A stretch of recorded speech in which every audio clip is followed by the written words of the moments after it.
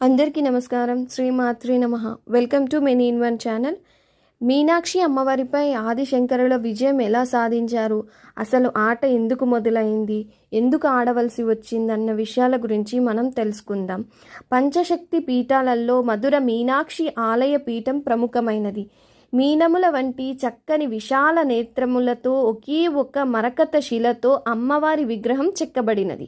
ఆకుపచ్చ నీలము కలగలిపిన మరకత మణి శరీర కాంతి ఆ తల్లి ప్రత్యేకత. మధురస పరిపాలించి ఆ పాండ్య రాజులంతా ఆ తల్లిని ఆడపడుచుగా, కులదేవతగా, జగజ్జననిగా ఆరాధిస్తారు.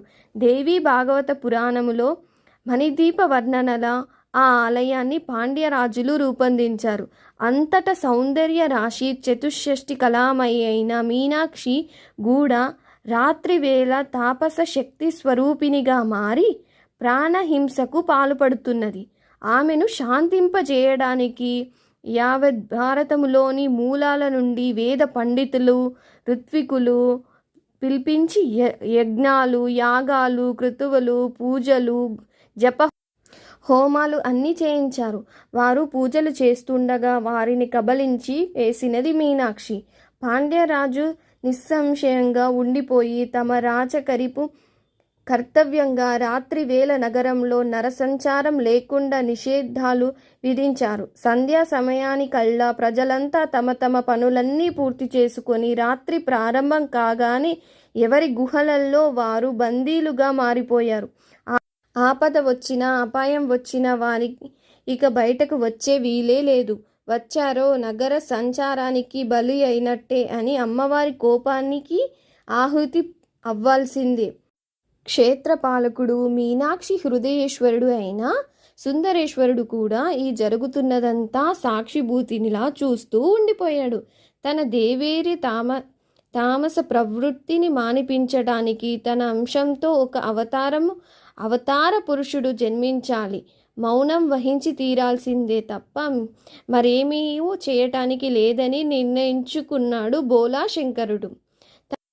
తన శరీరంలోని అర్ధభాగమైన ఈశ్వర్ని అవమానపరిస్తే తనను తాను అవమానపరుచుకోవడమే అవుతుంది. బాహ్యలోకానికి ఆమెను చులకనక చేసినట్లు అవుతుంది. ఎలా? కాలము విచిత్రమైనది. ఏ సమయంలో ఏ ప్రాణికి ఏ శిక్ష, ఏ పరీక్ష, ఏ దీక్ష, ఏ సమీక్ష ప్రసాదించాలో ఒకే మహాకాలుడికే తెలుసు. ఎవరి వంతుకు ఏది వస్తే అది వారు మంచి అయినా చెడు అయినా జయమైనా పరాజయమైనా అనుభవించి తీరవలసిందే. ఆదిశంకరాచార్యులు మధురలో అడుగుపెట్టే నాటికి పరిస్థితి వైవిధ్యంగా ఉన్నది. పాండ్యరాజు ఆదిశంకరులను అత్యంత భక్తి శ్రద్ధలతో స్వాగతము పలికి తన అంతఃపురంలో సకల సేవలు చేశాడు. అద్భుత తేజస్సుతో వెలిగిపోతున్న యువ బ్రహ్మచారి అయిన ఆదిశంకరాచార్యులు నేను మధుర మీనాక్షి ఆలయంలో ఈ రాత్రి ధ్యానము చేసుకుంటాను అని చెప్పాడు. ఆ మాటలు విన్న పాండ్యరాజు పాదాల కింద భూకంపం వచ్చినంత కంపించిపోయింది.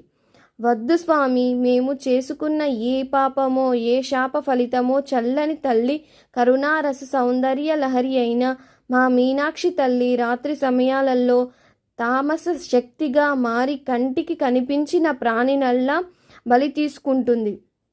అందుచేత అంతఃపురంలోనే మీ ధ్యానాన్ని ఏ భంగము రాని విధముగా సకల ఏర్పాట్లు చేస్తాను.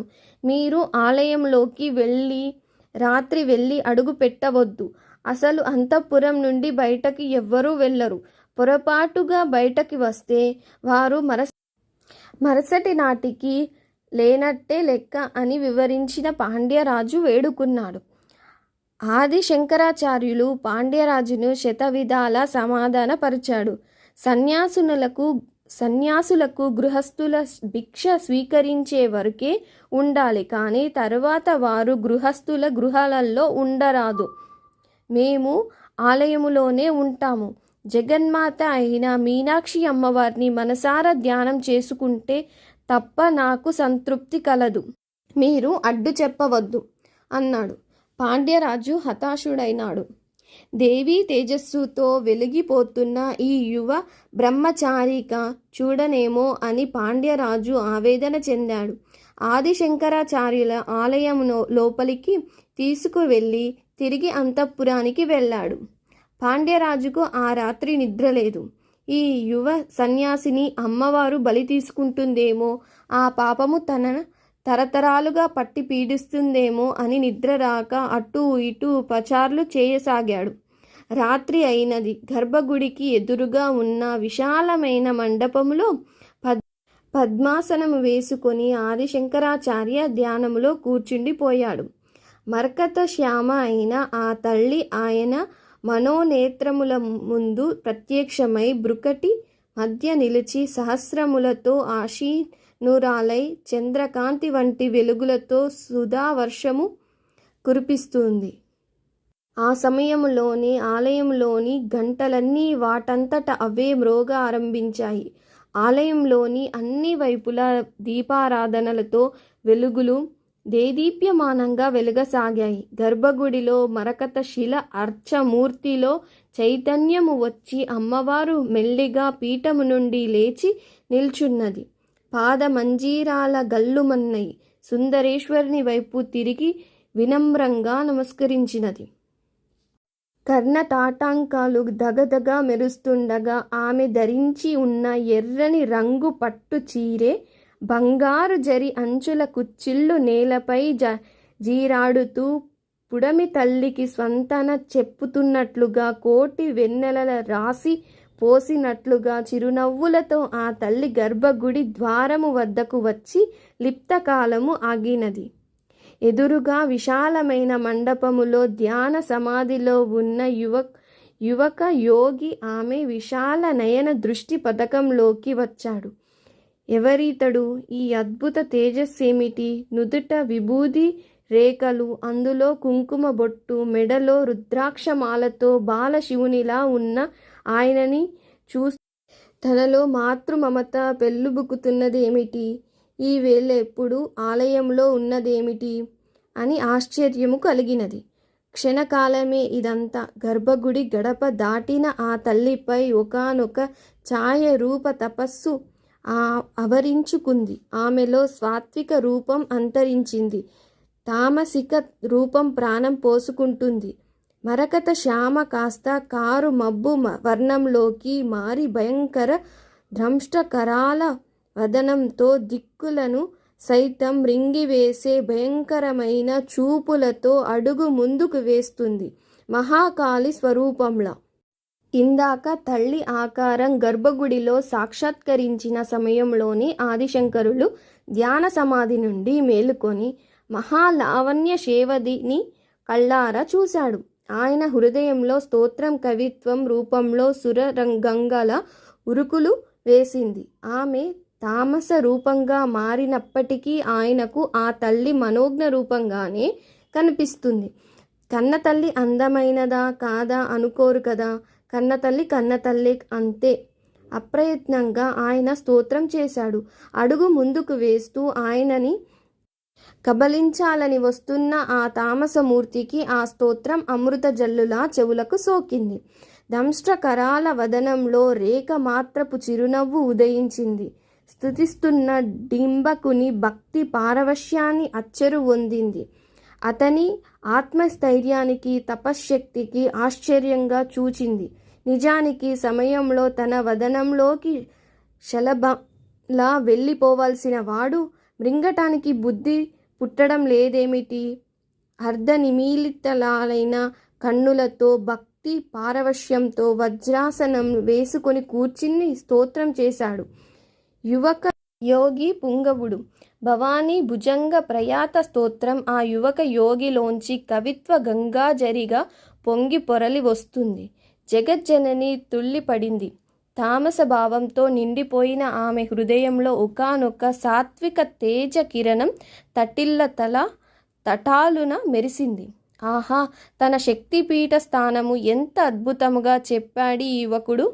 అవును, తాను త్రిలోక బిందు రూపిణి, శ్రీచక్ర రాజనిలయ, సహస్రమనే మహాపద్మములో శివశక్తి రూపిణిగా పరాశక్తిగా ఉండే తన ఉనికిని ఎంత చిన్న శ్లోకములో ఎంత చక్కగా వర్ణించి గుర్తు చేశాడు. మరి తనలో ఈ తామస భావాలేమిటి? తన సృష్టిని తానే కిరాతకంగా హింసించే ఈ భావాలేమిటి? ఆలోచనలో పడింది అమ్మవారు. ఆదిశంకరుల ముఖ కవలముల నుండి సురగంగాల వచ్చిన స్తోత్రము తరంగాలుగా ఆమె కర్ణ తటాంకాలను దాటి కర్ణపుటాలను దాటి ఆమె ఆలోచనల్లో సుడులు తిరుగుతుంది. ఏమిటిది? ఇతడు వసిన్యాది వాగ్దేవతలకు మరో రూపమా? ఏమి పద లాలిత్యము, ఏమా కవిత్వము, ఏమా కంఠస్వరము, ఏమి భక్తి తత్పర్థము, ఏమి వర్ణన! శ్రీచక్ర రాజములోని నవవర్ణాలలోని దేవతా శక్తి బృందాలు అనిమాది అష్టసిద్ధులు ఈ యువక యోగిలో ఉన్నాయి. ఎవరు నాయనా నీవు? నా దరికి అడ్డుగా కూర్చున్నావేమిటి? నేనీ సమయంలో సంహార కార్యక్రమము చేపట్టాను. నిన్ను చూసి నీ స్తోత్రానికి ముగ్ధురాలనై క్షణకాలము ఆగానంతే. నీవు తొలుగు. నిజానికి నీవి పాటకి నాకు ఆహారము కావలసిన వాడివి.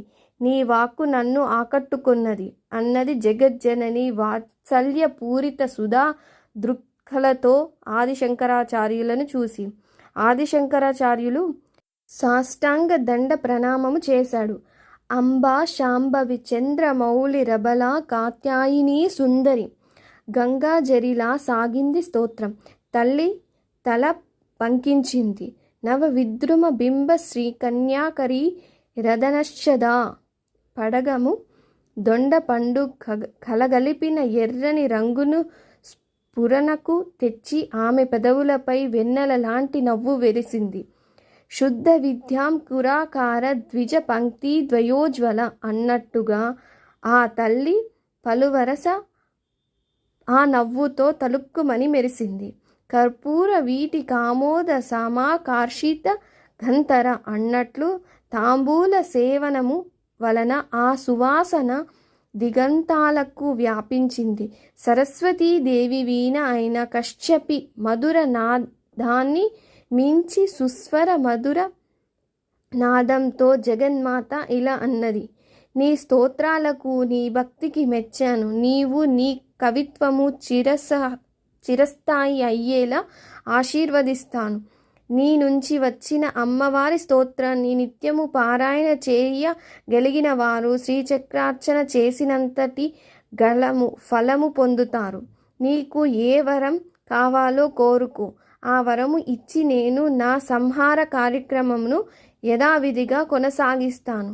నిన్ను సంహరించక అనుగ్రహించడమే నీకు ఇచ్చే పెద్ద వరముగా భావించు అన్నది. కించిత్ అహం ప్రదర్శిస్తూ తామస భావ ప్రభావంతో ఉన్న అమ్మవారు. ఆదిశంకరులు క్షణము జాగు చెయ్యలేదు. బాల్యములో తెలిసి తెలియని వయసులోనే నేను సన్యసించాను తల్లి. శంకరుడు నా నామధేయము. దేశాటనముతోనూ వేదాంతమునకు భాష్యాలు రాయడంలోనూ ఇన్ని సంవత్సరాలు గడిచిపోయాయి. బాల్యావ్యస్థ దాటిపోయి యవ్వనం వచ్చేసింది. ఇది కూడా ఎంతకాలం తల్లి. కానీ నా హృదయంలో నా బాల్య కోరిక ఒకటి మిగిలిపోయినది. అది శల్యంలా నన్ను అప్పుడప్పుడు బాధిస్తూ ఉంటుంది అన్నాడు వినమ్రంగా ఆదిశంకర. ముల్లోకాల జనని ముగ్ధ మనోహరముగా నవ్వింది. ఏ కోరికైనా తీర్చగల సమర్థ్యరాల్ని నీ తల్లి జగజ్జనని. నేనుండగా నీకేమి కొరత నాయనా? అడుగు. నీ కోరిక తీర్చే నేను నా సంహార కార్యక్రమునకు వెళ్ళిపోతాను. ఇంకా ఆమెలో తామసిక వాసన బలం తరగలేదు. పసితనపు అమాయకత్వమును వదలని ఆ యువకుని కోరిక మందస్మిత ప్రభాపూర మజ్జత్కామేశ మానస అన్నట్టుగా ఫక్కున నవ్వినది. సౌందర్యలహరికే సౌందర్యలహరిగా భావిస్తున్నది నవ్వు. అమ్మ, నాతో పాచికలాడుతావా అని పసిపిల్లాడులా అడిగినట్లుగా అడిగాడు బాలశంకరుడు. తప్పక ఆడుతాను నాయనా. నీ స్తోత్రముతో, నీ భక్తితో, నీ వినయముతో నీ పట్ల అపార మాతృ వాత్సల్యము పెలుబిక్కెను చేశావు. మరి ఆట అన్నాక పందెమేమంటావు? ఉండాలి కదా. నీకు తెలుసో తెలియదో పశుపతితో ఆడేటప్పుడు నేను ఒక నిబంధన పెడతాను. నేను ఓడిపోతే ఆయన ఆజ్ఞ మేరకు సంవత్సర కాలం నడుచుకుంటాను. నేనెప్పుడూ ఓడిపోలేదనుకో. ఈశ్వరుడు ఓడిపోతే నేను వేసే ప్రశ్నలకు వివరంగా విసుక్కోకుండా సమాధానం చెప్పాలి అని. ఆ ప్రశ్నలు లౌకికమైనవు కావు. ఎన్నో వేదాంత రహస్యాలు ప్రాణికోటికి సులభతరం కావాలనన్న పరోపకార ధ్యేయంతో ప్రశ్నిస్తాను. అట్లా ఏర్పడినవే ఎన్నో దేవత స్తోత్రాలు, కవచాలు, సహస్ర అష్టోత్తర శతనామ స్తోత్రాలు. మరి నీ పందెమేమిటి నాయనా అన్నది జగజ్జనని. ఆమెలో పశుపతినే పాచికలాటలో ఓడించే తన నైపుణ్యము తాలూకా కించిత అహం తొలికి సలాడుతుంది. ఇదంతా గమనిస్తున్న సుందరేశ్వరుడు నిశ్శబ్దంగా లోపల నవ్వుకున్నాడు. ఆమె గెలుపు, తన ఓటమి ఎవరి కోసము? లోక కళ్యాణార్థము. మౌన ముద్రలో ఉన్న సుందరేశ్వరుని జటాభాగము నుండి నొక కాంతి కిరణము మెరుపులా వచ్చి ఆదిశంకరునిలో ప్రవేశించింది. ఆ తల్లి గమనించలేదు. ఆదిశంకరుల శరీరము, హృదయం క్షణకాలము దివ్యానుభూతికి లోనైంది. శివ తల్లితో ఆడే ఆటలో పందెముగా ఏమి కోరాలో వాక్కు ప్రసాదించు సుందరేశ్వర అనుకున్నాడు లోపల. అది భావన రూపముగా పరమశివుడి నుండి అందింది. పందెమేమిటి నాయనా అని మరలా అన్నది అమ్మవారు. ఈ యువకునితో పాచికలాడి అతనిని ఓడించి తను నైపుణ్యాన్ని సుందరేశ్వరునికి కూడా తెలియాలని అనే ఉబలాట ఆమెలో వచ్చేసింది. తల్లి, నేను సన్యాసిని. నాకు ధన కనక వస్తు వాహనాలు ఏమీ నాకు అక్కర్లేదు. ఒక వాగ్దానాన్ని పందెపు పణముగా నేను పెడితే నీకు అభ్యంతరమా తల్లి అన్నాడు శంకరాచార్య. తప్పకుండా. నీ వాగ్దానం ఏమిటో చెప్పేయి అన్నది వాత్సల్యము నిండిన చిరునవ్వుతో జగన్మాత. బహుశా మరింత కవితా శక్తి ప్రసాదించమని, అది మహారాజులు మెచ్చి మహత్కరించి రావాలని కోరుతాడని ఊహించింది తల్లి. తల్లి, నీవు కరుణామయివి. నీవు తామస శక్తివై ఈ సంహార కార్యక్రమం చేయకూడదు. నాకు బాధాకరంగా ఉన్నది. ఆటలో నీవు ఓడిపోతే ఈ సంహార కార్యక్రమం ఆపివేసి అందర్నీ కాపాడాలి. నేను ఓడితే మొదటగా నేను నీకు ఆహారం అవుతాను అన్నాడు దృఢ చిత్తముతో ఆదిశంకరాచార్య. జగన్మాత నవ్వింది. నిన్ను ఆహారముగా తీసుకోను నాయనా. నేను ఓడితే నీ మాట ప్రకారము నేను సంహార కార్యక్రమంను ఆపేస్తాను, సరేనా అన్నది. ఆమెలో తాను ఎన్నడూ ఓడిపోననే దృఢ విశ్వాసము నిండుగా ఉన్నది. పశుపతినే ఓడించే తనకు ఓటమి రాకూడదు. ఈ యువకుని నిరుత్సాహపరచకూడదు. గెలుపు అతడికే లభిస్తుందని పెంచేటట్లుగా మెల్లిగా ఆడుతూ చివర్లో ఓడించి తన సంహార కార్యక్రమమును కొనసాగించాలి అని ఆలోచించినది. ఆదిశంకరాచార్య వినమ్రముగా మొక్కాడు. తల్లి, దివ్య మహిమలు గల పాచికలు నీవే సృష్టించు. నీవు కోరిన పందెము నీకు, నేను కోరిన పందెము నాకు పడేలా ఆ పాచికలలో నీ మహత్యము నింపు. నేను ఆటలో అన్యాయము ఆడను, అనృతము పలుకను. నీవు నాతో పాటు ఈ విశాల మండపములో కూర్చున్నవసరము లేదు. నీ గర్భగుడిలో ఉన్న తాసనం మీద కూర్చో అమ్మ అన్నాడు. ఏమి నాయనా ఆలోచిస్తున్నావు? ఆట మొదలుపెట్టు. పాచికలు నీవే మొదట వెయ్యి. చిన్నవాడివి, నీవు మొదట ఆడడము న్యాయము అన్నది మీనాక్షి అమ్మవారు. ఆమె హృదయంలో మాత్రము సుందరేశ్వర, నీ అర్ధాంగిని. నాకు ఓటమి ఉండకూడదు. నీ దగ్గరే నేను ఓటమిని ఏనాడు చూడలేదు. ఈ బిడ్డ దగ్గర ఓడిపోతే నాకు చిన్నతనముగా ఉంటుంది. మరి మీ ఇష్టము అన్నది సుందరేశ్వరుడు చిరునవ్వుతో ఆశీర్వదించాడు. ఆదిశంకరులు, తల్లి, నీవు సృష్టించిన దివ్య పాచికలు ఈ క్షణము నా చేతిలో ఉన్నాయి. నీలోని దివ్యత్వము నాలోనికి వచ్చినట్లే కదా. ఈ భావనే నన్ను పులకింపజేస్తుంది.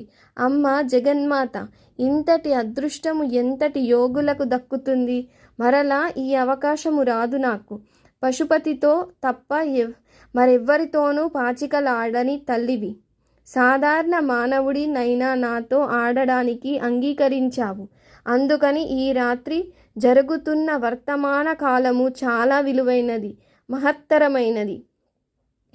నీ లలితా సహస్రనామములు లోని కొన్ని నామాలు, వాటి అర్థాలు ఆలోచిస్తూ ఈ క్షణాలను ఒక అద్భుతమైన పవిత్రత, ప్రయోజకత కూడా చేరుకుంటాను. నీ నామాలు పలుకుతూనే ఆటాడుతాను. అభ్యంతరమా తల్లి? అలాగని ఆటలో ఏమరపాటు చూపను అన్నాడు భక్తితో.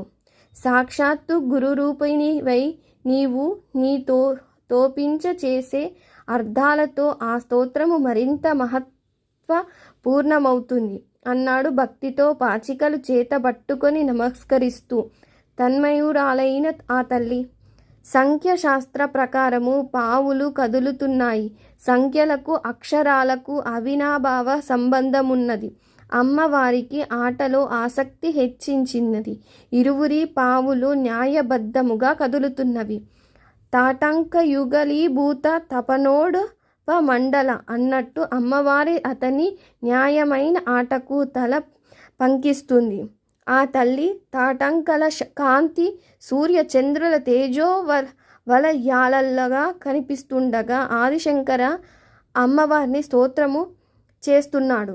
విజయ విమల వంద్య వందార జనవత్సల అన్నాడు. తల్లి నవ్వింది. విజయము అంటే విజయము నాదే కదా నాయనా అన్నది ఆట మధ్యలో ఆపి కించిత్ గర్వంగా.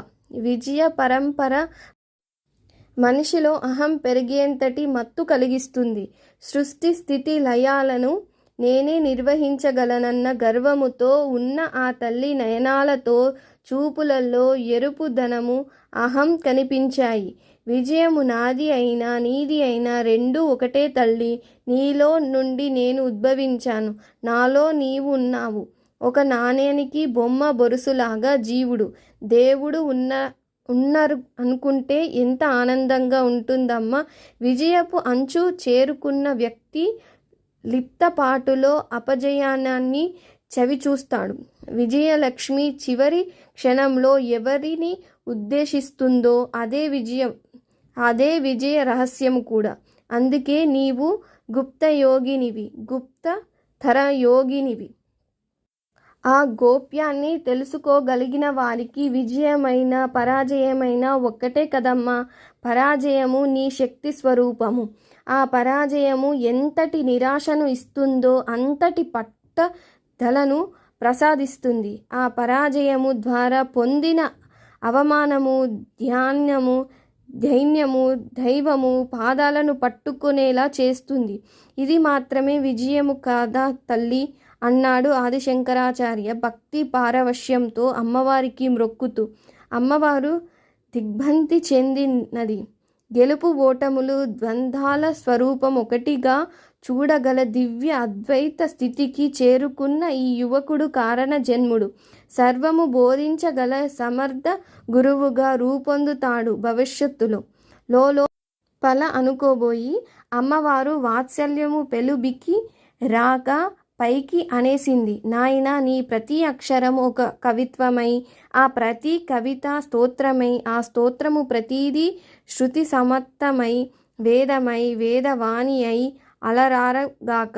నీవు వేసే పందెం నీవు వెయ్యి. ఇద్దరి పావుల్ని న్యాయబద్ధముగా నేను కదులుపుతాను. ఆ సుందరేశ్వరుని సాక్షిగా నేను కపటం మోసము చెయ్యను.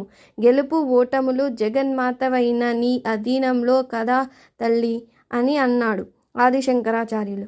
ఆలయంలో ఉన్న బంగారు గిన్నెలలోని పసుపు, కుంకుమ, చందనపు పొడులతో అష్టరేఖలు గడులు ఛిద్రించాడు. అమ్మవారి పాదాల వద్ద ఉన్న పుష్పాలను తన పావులుగాను, అమ్మవారి అలంకరణ సామాగ్రిలోను మంచి ముత్యాలు అమ్మవారి పావులుగాను సిద్ధము చేశాడు. జగన్మాత సంతోషించింది. దివ్య పాచికలు సృష్టించింది. ఆ యువకునితో ఆట పూర్తయ్యేంత వరకు నీ కోరిక మేరకు నేను నా స్థానములో కూర్చుంటాను అంటూ గర్భగుడిలోకి వెనక్కి నడిచింది. ఆ సమయంలో చరకోటికి తల్లి అయిన ఆమెలో యువక యోగీశ్వరునిపై మాతృ మమత పెళ్ళుబిక్కింది. ఎంత చిన్న కోరిక కోరాడు డింబకుడు, ఓడించకూడదు అనే జాలి కూడా కలిగింది. పీఠము మీద ఆసీనురాలైన మరుక్షణములో ఆమెలో ఇందాక ఉన్న తామసభావము మాయమై నిర్మలత్వము వచ్చేసింది. ఆదిశంకరులు ఆమెలో కోరుకున్న మొదటి మార్పు ఇదే. తన స్తోత్ర శక్తితో అది సాధించాడు. ఆయన మనసులో సుందరేశ్వరునికి మొక్కాడు. పరమశివ, జగన్మాతతో ఆడుతున్న ఆట పర్యావసరం లోక కళ్యాణముగా మారేట్లు అనుగ్రహించు. గెలుపు ఓటములు రెండూ నీ దృష్టిలో సమానమైనవి. నీవు నిర్వికారమూర్తివి. ఈ ప్రాణకోటి హింస అమ్మవారి తామస శక్తి అన్నది ఆగాలి. అది ఆమె మాతృత్వానికే కలంకం. ఇది అర్థం చేసుకొని నీవు సాక్షిభూతునిగా ఉండి ఈ ఆట నడిపించు అని మనసారా ప్రార్థించాడు. వెంటనే అతని హృదయానికి చెందిన శీల స్పర్శ లాంటి అనుభూతి కలిగింది. అది ఈశ్వర కటాక్షము అని అర్థమయ్యింది. ధన్యుడిని తల్లి, ధన్యుడిని. నా ప్రతి స్తోత్రములో నీవు నీ శక్తి అంతర్లీనము నిలిస్తే చాలు. ఆ బ్రహ్మ కీట జనని ఈ క్షణములో నిర్వాణ షట్కము అనే కవిత నాలో శ్లోక రూపములో పెళ్ళుబిక్క వస్తుంది. నీ ఆశీస్సులతో అది కవిత్వముగా నా హృదయములో రూపొందిదిద్దుకుంటుంది అంటూనే నిర్వాణ షట్కములోని 5 శ్లోకాలు అశువుగా చెప్పేశాడు. అహం నిర్వికల్పో నిరాకార రూపో విభుత్వాశ్చ సర్వత్ర సర్వేంద్రియాణే నచా సంగతం నైవ ముక్తిర్న బంధం చిదానందరూపం శివోహం శివోహం. రచన రగులో తెల్లవారు జాము అయినందునకు గుర్తుగా మేలుకొలుపు నగర మ్రోగుతున్నది. అమ్మవారు త్రుళ్ళిపడినది. ఈ యువక యోగి మధుర వాక్కులలో కాలము ఆగిపోయినది, కాలము వదిలిపోయింది. తల్లి, ఇంకా కొద్దిగా ఆట ఉన్నది. నీవు విశ్వ సాక్షినివి, సాక్షి వర్జితవు కూడా అని అన్నాడు. విశ్వానికి సాక్షిని నేనే, సాక్షి వర్జితను ఎలా అవుతానో చెప్పగలవా అన్నది జగన్మాత అతని నోటి వెంట ఆ నామాల అర్థాలు వినాలనే కుతూహలంతో. తల్లి, రెప్పపాటు లేనప్పుడు సృష్టి కాపాడటం, రెప్పపాటు జరిగినప్పుడు లయం జరగడము రెండూ నీ ప్రక్రియలే కదా అమ్మా. సర్వ విశ్వానికి సాక్షినివైన నీవు ప్రాణులకు కాలము తీరినప్పుడు నీ సువిశాల నయనాల నల్లని కనురెప్పలను క్షణకాలం రెప్పపాటు సాకుతో మూసుకొని సాక్షి వర్జితవు అవుతావు. అలా చేయకపోతే నీవు సృష్టించిన సృష్టిలో నియమోల్లంఘన జరుగుతుంది. అవునా తల్లి అన్నాడు. ఎక్కడో కదలాడుతున్న ఒక మధుర అనుభూతి, ఒక మాతృ మమత ఈ యువకుని చూచినప్పటి నుంచి తనలో కలుగుతూనే ఉంది. తనలో 3 జన్మలు ఆడిన ఆట కేవలము వినోదమా? కదా, ఇంకేదో కారణము ఉన్నది. విఘ్నేశ్వరుడు షణ్ముఖునిలాగా ఏ జన్మలోనో తన బిడ్డ ఆట పూర్తి కాలేదు. ఈరోజు సంహార కార్యక్రమం ఆగిపోయినది. తనలో తాపస శక్తి మరుగై సాత్విక శక్తి నిండిపోయి అపార కరణ జాలా వారుతుంది. ఇక బ్రహ్మ ముహూర్త కాలము వస్తుంది. ఆలయ పూజారులు వస్తారు. అభిషేకాలు, పూజలు, విధులు నిర్వహిస్తారు. మరి కాసేపటిలో కాలము ఖచ్చితంగా అమలు పరిచే సూర్య భగవానుడొస్తాడు. భానుమండల మధ్యస్థ తన స్థానము ఎంత మార్పు ఒక్క రాత్రిలో! ఈ యువకుడు ఏ మంత్రము వేశాడో అమాయకత్వముతోనే ఆకట్టుకున్నాడు. తన ఆట కట్టేశాడు. తీరా తన ఆట ఓడిపోదు కదా. పశుపతినే ఓడించగలిగిన తాను ఈ యువకుని చేతిలో ఓడిపోతే ఈ సంహార శక్తి ఆపేయాలి. ఇక ఆట మీద దృష్టి కేంద్రీకరించినది. క్షణకాలం భయం విహ్వలతో చలించిన ఆమె విశాల నయనాల చూస్తూ ఆదిశంకరులు భక్తిపూర్వకముగా నమస్కరించాడు. అమ్మవారి కుండలిని యోగ శ్లోకాలు సహస్రనామాల లోనివి ధ్యానము చేస్తూ పావులు చకచకా కదిపాడు. అమ్మవారిలా పట్టుదల పెరిగి తత్వరముగా పెద్ద పెద్ద పందాలు పడేలా పాశ్చికలను వేస్తున్నది. దూరముగా శివభక్తులు వచ్చేస్తున్న నమక చమకములు అమ్మవారికి సుప్రభాతాలుగా ప్రారంభమవుతున్నాయి. ప్రతి పనికి ఒక నిషిద్ధిష్ట సమయపాలన ఉండి తీరాలి. అదే ముక్తి ప్రదాయిని మొదటి మెట్టు. నాయన, చివరి పందెము నాది. నా పావులన్నీ మధ్య గడిలోకి వచ్చాయి. నేను గెలిచాను అంది అమ్మవారు సంతోష తరంగాలలో తెలుపుతూ. అవును తల్లి, భూపుత్రయము 4 ద్వారములోకి వచ్చేశాను నేను కూడా. 9వ ఆవరణ చేరాము తల్లి. నీవు బిందువులో యథాస్థానములో జగన్మాతగా కూర్చున్నావు. నీవే గెలిచావు తల్లి. నీ చేతిలో ఓటమి కంటే నీ బిడ్డకు కావలసిన కైవల్యము ఏమున్నదమ్మా అన్నాడు దివ్య పాచికలు అమ్మవారి ముందు పెడుతూ. జగన్మాత చేతిలో ఓటమి కూడా గెలిపే తల్లి. ఇలాంటి ప్రత్యక్ష ఆట ఎవరికి దక్కుతుంది అన్నాడు. నేను గెలిచాను. మరి మన ఒప్పంద ప్రకారం నా సంహార కార్యక్రమం నేను కొనసాగిస్తాను. జగన్మాతవైన నాతో పాచికలాడి నీ కోరిక తీర్చుకొని పునర్జన్మ లేని మోక్షాన్ని సాధించుకున్నావు నాయన అంది అమ్మవారు. అవునా తల్లి, ఆట పరముగా విజయము నీది. కానీ తల్లి, ఆట వైపు ఒక్కసారి తేరిపారి చూడమ్మా. సంఖ్యశాస్త్రపరముగా, అక్షర సంఖ్య శాస్త్రపరముగా, మంత్రశాస్త్రపరముగా గెలుపు నాది అన్నాడు శంకరాచార్య దృఢ స్వరముతో. అమ్మవారు ఏమిటి సంఖ్యశాస్త్రపరముగా అన్నది? ఏది స్మరించినది? అయోమయ పరిస్థితిలో నవావర్ణములతో కూడిన శ్రీచక్ర రూపము, శ్రీచక్రములోని ఉగ్ర బీజాలు మాయవై నీలో తాత్కాలికంగా ఆవహించిన తామస శక్తి మాయమైనది. శ్రీచక్రము నీ దేహమైతే సహస్రమాలవలి నీ నామము. నీ అపార కరుణతో ఈ రాత్రంతా నా తపస్సు ధారపోసి నేను ఏర్పరిచిన శ్రీచక్ర రాజ్యాన్ని నీవు తిరస్కరిస్తావా?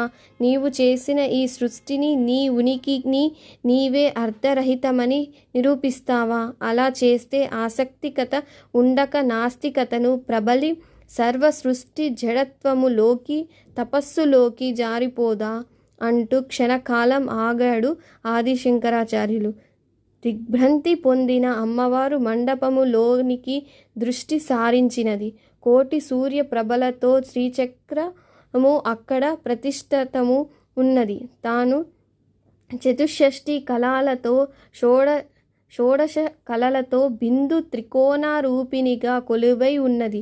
అద్భుతముగా తనని శ్రీచక్రములో బంధించాడు కదా? కాదు, కొలువు చేయించాడు. గెలుపు తనదా? కాదు ఆ యువక యోగినిదే. ఆదిశంకరుడు, అమ్మ, నా మీద ఆగ్రహించకు.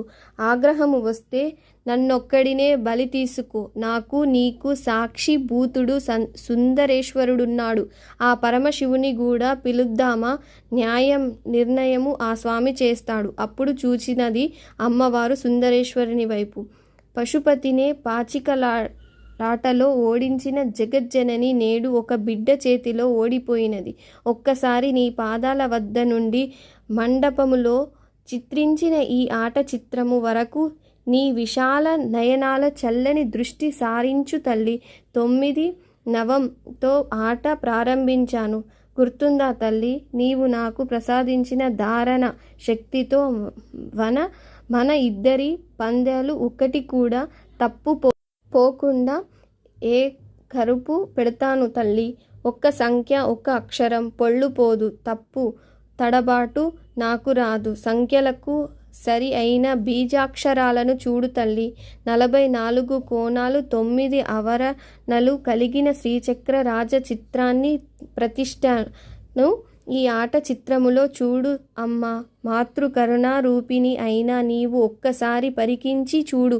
పందెము సంఖ్య సరిగ్గా సరిపోయేలా సాత్విక బీజాక్షరాలను సంఖ్యాశాస్త్రముగా మలచి ఏ పొరపాటు రానివ్వకుండా న్యాయబద్ధముగా పావుల్ని కదిపాను. ఆటలో అన్యాయము చేయలేదు. అందుకు సుందరేశ్వరుడే సాక్షి. పంచభూతాలు సర్వదేవతలు గణాల సాక్షి. బిందువు మొదలు భూపుత్రయము వరకు ప్రతి ఆవరణకు ఒక ప్రత్యేక అధిష్టాన దేవత, ఆ దేవత శక్తి పరివేష్టించి ఉన్నది. అకారాది క్షరకారంత దేవతా శక్తి స్వరూపాలకు వారి వారి ఆహార్యాలు ఆయుధాలు శరీరపు రంగుతో సహా ఆయు ఆవరణలో పరివేష్టితులైన వారిని ఆయా ముద్ర దేవతలను నవ సాధైష్టాన దేవీ స్వరూపాలను యోగిని దేవతలను చక్రీశ్వరులను సంఖ్యాపరముగా బీజాక్షరాలతో నిలిపాను. ఒక్కసారి పరిశీలించి చూడమ్మా. షట్చక్రాల ప్రత్యక్ష పరోక్ష బోధే శ్రీచక్రార్తన గద తల్లి. నీ శక్తిపీఠాలలో ప్రతిష్ఠితమైన యంత్రాలలోని ఉగ్ర బీజాలను తొలగించి క్రొత్తగా సాత్విక బీజాక్షరాలను సహిత శ్రీచక్ర ప్రతిష్ఠ చేస్తూ వస్తున్నాను. ఆ కార్యక్రమంలోనూ భాగంగా తల్లి నీతో పాచికలాడాను. సంఖ్యాశాస్త్రపరముగా అక్షరాలను సమీకరించి నిన్ను స్తోత్రము చేస్తూ నీ ఆశీస్సులతో వాటిని ప్రాణప్రతిష్ఠ చేశాను. అదే నీ ముందుంది. బిందు త్రికోణ వసుకోణ దశార యుగ్మ మన్వస్ర నాగదళ షోడశ పత్రయుక్తం వృత్తత్రయంచం ధరణీ సదన త్రయం చ శ్రీచక్రరాజ ఉదితః పరదేవతాయః. ఏమిటి వింత స్వామి అంటూ భర్త వైపు కించిత లజ్జ కించిత వేదనతో బేలగా చూచినది మధుర మీనాక్షి. ఈ యువకుడు అద్భుత రీతిలో సంఖ్య అక్షరాలను సంధించి యంత్ర ప్రతిష్ఠ చేశాడు. శ్రీచక్ర యంత్రాన్ని సర్వ మానవాళికి శ్రేయదాయకముగా ప్రసాదించాడు. స్వామి సుందరేశ్వర, ఏది కర్తవ్యం? అమ్మవారు ఆర్తిగా పిలిచింది. సుందరేశ్వర, నా యుక్తిని నీవు సమర్థిస్తావో క్షమిస్తావో నీ ఇష్టం అంటూ ప్రార్థించాడు ఆదిశంకరాచార్యులు. ఆయన హృదయములో సౌందర్య లహరిగా తాను కీర్తించిన రూపము తల్లిగాను, శివానంద లహరిగాను తాను కీర్తించిన ఈశ్వరుని రూపము తండ్రిగాను తన తప్పుకు క్షమాపణ వేడుకుంటూ శివ అపరాధ క్షమాపణ స్తోత్రం గంగాజరిలా ఉరకలు వేసిందిగా క్షణంలో. అందాక మౌనంగా ఉన్న నిర్వికారమూర్తి సుందరేశ్వరుడు అప్పుడు కళ్ళు తెరిచాడు. ఒకవైపు అహము తగ్గిపోయిన ఆర్తితో దేవి ఎరి పిలుస్తుంది. మరోవైపు భక్తుడు కర్తవ్యము తెలుపమంటూ ప్రార్థిస్తున్నాడు. సర్వదేవి దేవగణాలు ఆ స్వామి తీర్పు కోసం ఎదురుచూస్తున్నాయి. శివుడు కళ్ళు తెరిచాడు. చిరునవ్వు నవ్వాడు. నందీశ్వరుడు ఒక్కసారి తల విదిలించి రంకె వేశాడు. మధురా పట్టణమంతా మారు మ్రోగింది రంకె. ప్రమద ఘనమంతా అప్రమత్తమై స్వామి వెంట కదలాడి సిద్ధమయ్యారు. ఒక్కసారి కైలాసమే కదలి వచ్చింది. ఆలయ గంటలు అదే పనిగా మ్రోగాయి. భక్తావేశముతో ఈశ్వరుని నక్షత్రమాలిగా స్తోత్రములతో ఆదిశంకరులు స్తోత్రములు చేయసాగాడు. ఆయన నోటి వెంట సురగంగ మహోద్ధృత జలపాతముల స్తోత్రములు వస్తున్నాయి. ఈశ్వరుడు సర్వదేవత ప్రమద గణ సమేతంగా మీనాక్షి ఆలయ మండపంలో సాక్షాత్కరించాడు. దేవి అన్నాడు పరమేశ్వరుడు. మధుర మీనాక్షి వినమ్రంగా లేచి నిలుచుని చేతులు జోడించినది. ఇప్పుడేమో మందర స్మిత ప్రభాపూర మజ్జత్ కామేశ మానస తామసము మశ్చుకైనా లేని మమతాపూర్ణ భర్త ఆజ్ఞ తీర్పు శిరోధార్యముగా భావించే సాధ్వి, సదాశివ కుటుంబిని, సదాశివ పతివ్రత పరమశివుడి ఇలా అన్నాడు. దేవి, నీ అహాన్ని, నీ తామస స్వభావాన్ని అదుపు చేయలేకపోయాను. ఎందరో నిర్దాక్షిణ్యముగా బలైపోయారు. ఈ ప్రాణి కోటిని రక్షించేదెవరు? నీ తామస శక్తినెవరు జయించలేరు. నేను ప్రయత్నము చేస్తే నా అర్ధ శరీరాన్ని అవమానించటమే అవుతుంది. అందుకని సకల దేవతలు నేను సాక్షిభూతులుగా ఉండిపోయాము. నీ తామస శక్తిని అదుపు చేయగల యంత్రాన్ని మంత్రపూతముగా సిద్ధము చెయ్యాలి. అందుకు ఒక కారణ జన్ముడు దిగి రావాలి. అతడు ముక్త సంగునిగా జన్మించి ఏ మలినము అంటని బాల్యములో సన్యసించి సర్వదేవతా సాక్షాత్కారం పొంది మంత్రదృష్టిగా మారాలి. నీ అనుగ్రహానికి పాత్రుడై నిన్ను తన మాతృ ప్రేమతోనే జయించగలగాలి. అందుకే ఆ సమయము కోసము వేచిచున్నాను. ఇతడు నా అంశముతో జన్మించిన అపర బాలశంకరుడు. అతడి సర్వశస్త్ర పరిజ్ఞానం, అతడి కవితాశక్తి అతడిని ఆసేతు హిమాచలం పర్యటన సలిపేలా చేసింది. అతి నిరాడంబరముగా సాగించిన అతని పర్యటన యొక్క ఉద్దేశము అతని హృదయానికి పరమేశ్వరుడైన నాకు మాత్రమే తెలుసు. కాలక్రమేణా మహామంత్ర దృష్టిలైన కొందరు తమ స్వార్థపూరిత ఆలోచనలతో తామే సర్వలోకాలకు అధిపతులు కావాలనే కోరికతో నీ పీఠాలను యంత్రాలకు మరింత ఉగ్రరూపము సంతరించుకునేలా ప్రజలు జ్ఞానాలు హోమాలు బలులు నిర్వహించి నీలో తామసిక శక్తిని ప్రోత్సహించారు. వారు చేసిన పూజలన్నీ నిశ సమయములనే కావడంతో నీలో రాత్రిపూట తారస ప్రబలింది అని అమ్మవారికి పరమేశ్వరుడు నచ్చజెప్పాడు. ఈ విధముగా ఆదిశంకరాచార్యులు అమ్మవారిపైన విజయం సాధించి ప్రజలందరినీ కాపాడి అమ్మవారి మనసును గెలుచుకున్నాడు. ఈ వీడియో కనుక మీకు నచ్చినట్టయితే please like, share and subscribe my channel. ఈ వీడియో మీకు నిజంగా నచ్చితే మీ ఫ్రెండ్స్కి, ఫ్యామిలీస్కి అందరికీ షేర్ చేయండి. అలాగే నా ఛానల్ని సబ్స్క్రైబ్ చేసుకున్న తర్వాత బెల్ ఐకాన్ని ప్రెస్ చేయడం వల్ల మీకు నేను వీడియోస్ పెట్టగానే నోటిఫికేషన్స్ వస్తూ ఉంటాయి. థ్యాంక్ యూ సో మచ్ ఇప్పటివరకు నా వీడియో చేస్తున్నందుకు. Thank you.